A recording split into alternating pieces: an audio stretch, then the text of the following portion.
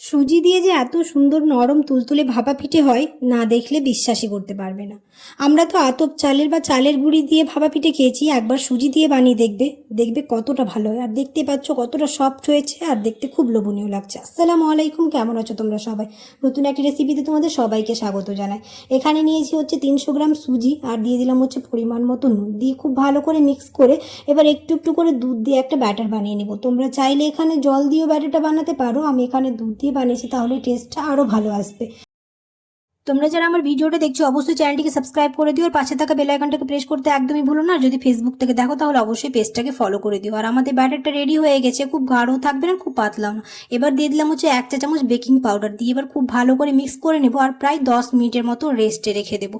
ততক্ষণ রেস্ট হচ্ছে, এবার এখানে একটা নারকেল কুড়িয়ে নিয়েছি আর নিয়েছি হচ্ছে একটু গুড়, দিয়ে এবার খুব ভালো করে এটা মিক্স করে নেব।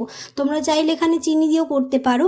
আর এখানে জলটাকে প্রিহিট হতে দিয়ে দিলাম আর এখানে প্রায় 10 মিনিট হয়ে গেছে আর কতটা ফুলে গেছে দেখতেই পাচ্ছ।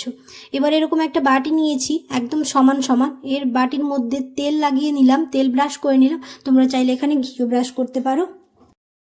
তোমরা অনেকেই আছো ভিডিও দেখে চলে যাচ্ছ, সাবস্ক্রাইব করো না, অবশ্যই সাবস্ক্রাইব করো আর ফ্রেন্ডস আর ফ্যামিলির সাথে অবশ্যই ভিডিওটা শেয়ার করে দিও। এবার বাটির মধ্যে ব্যাটারটা দিয়ে দেবো, পুরো ভর্তি দিব না, আগে একবার একটু ব্যাটারটা দিব, তারপর যে নারকেল আর গুড়টা মিক্স করে রেখেছিলাম মাঝে সেটা দিব।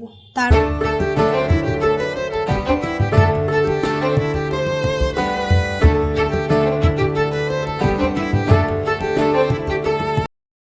এবার ওপরে আর একবার ব্যাটার দিয়ে দেবো, পুরো বাটি ভর্তি দেবো না, হালকা হালকা যাতে খালি থাকে ওরকম করে দেবো, কারণ এটা ফুলে অনেকটাই বড় হবে তাই।